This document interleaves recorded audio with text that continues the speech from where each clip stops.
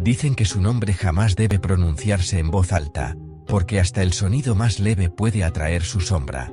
Los ancianos lo conocen como el hombre del sombrero, aunque otros lo llaman el visitante nocturno, el señor del umbral, o simplemente él. Pero en realidad, no es un hombre. No del todo. La historia comienza en lugares donde la noche parece acumularse como un líquido espeso, incapaz de disiparse al amanecer. Algunos pueblos, perdidos entre montañas o selvas, hablan de un ente que existe desde antes del tiempo, desde cuando la oscuridad no era ausencia de luz, sino una criatura viva. Y esa criatura, según cuentan, tomó forma humana solo por diversión, o por burla hacia nosotros.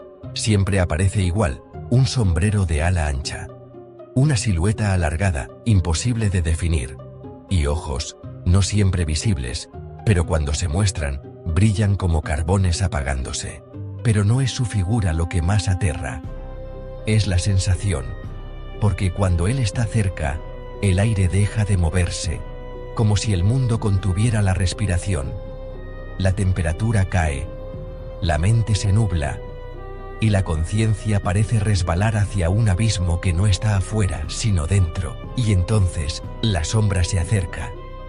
Durante generaciones, la leyenda se transmitió como advertencia: no camines solo de noche, no duermas boca arriba, no mires fijamente a las esquinas oscuras de tu habitación.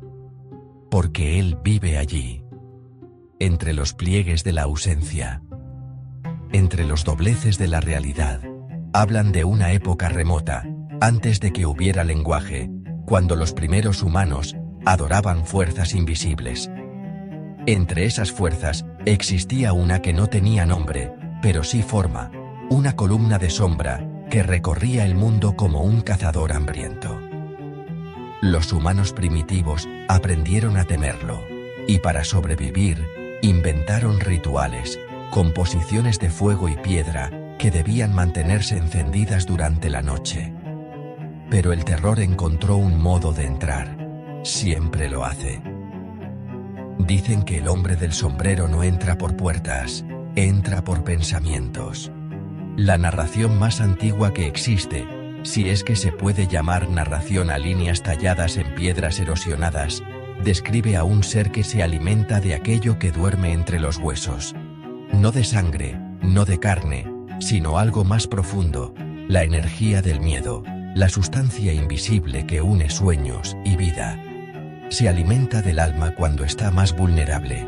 La piedra continúa. Él no camina. Él no mira. Él es. Ese verbo, es, se repite varias veces, como si los antiguos supieran que la existencia de ese ente no dependía de movimiento, ni tiempo, ni espacio. Es simplemente un concepto vivo, una idea tan antigua que adquirió cuerpo. El sombrero es solo un disfraz. Con el paso de los siglos, la humanidad se expandió. Y él también. Viajó en sombra a través de tierras desconocidas y se manifestó en diferentes culturas bajo distintos nombres. En Europa, lo llamaban Der Schwarze Mann, el hombre negro que vigila los rincones. En Mesoamérica, algunas comunidades lo relacionaron con Tzitzimime, seres que descienden del cielo a devorar almas. En África, se habla de sombras altas, que se posan junto a la cama y observan en silencio. Pero su versión moderna, la más extendida, tomó forma a mediados del siglo XIX, cuando personas de distintos países comenzaron a describir lo mismo: una figura oscura, alta, con sombrero, de pie en la habitación mientras dormían. No hablaba, no parpadeaba, solo observaba. Algunas víctimas aseguran que, al principio, parecía tan irreal como un sueño. Pero cuanto más lo miraban, más sólido se volvía su contorno. La sombra se espesaba. El sombrero adquiría dimensiones.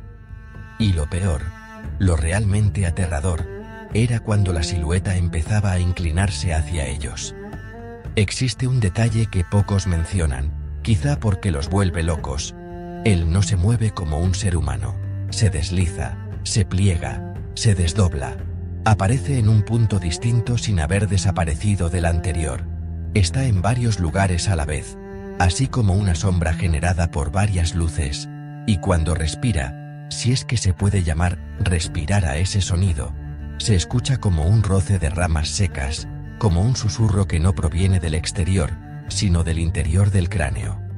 No se sabe qué quiere, pero siempre vuelve. Algunos textos ocultistas, prohibidos en bibliotecas privadas y colecciones olvidadas, aseguran que él es un parásito dimensional. Una entidad que necesita un vínculo para entrar en nuestro mundo, miedo, angustia, culpa, desesperación. Otros creen que es un vigilante, un mensajero de mundos que no comprendemos, encargado de observar el comportamiento humano. Pero la teoría más inquietante afirma que el hombre del sombrero no existe como ser individual, sino como la manifestación de la oscuridad colectiva de la humanidad. Una forma dada por miles de mentes atemorizadas durante siglos. Una idea convertida en criatura. Un pensamiento convertido en entidad. Un miedo hecho carne. Cada vez que alguien lo ve, algo cambia para siempre dentro de esa persona. Deja una marca, un eco, una especie de grieta en la psique donde él puede entrar de nuevo cuando quiera. Y lo hace. Siempre regresa. Aunque pase un día, un mes o 30 años. Su presencia es como la humedad, se filtra en los rincones, se cuela por las grietas, se queda en silencio hasta que el lugar, o la mente, se vuelve frágil. Hay quienes juran que el hombre del sombrero es la fuente original de la parálisis del sueño. No es una alucinación. No es un fallo neurológico. Es él, arrodillándose en la oscuridad, rodeando la cama con esa sombra imposible, inclinándose hasta que su sombrero roza tu frente. Su respiración helada te bloquea. Sus dedos invisibles presionan tu pecho. No puedes hablar. No puedes moverte. Pero sientes que está sonriendo.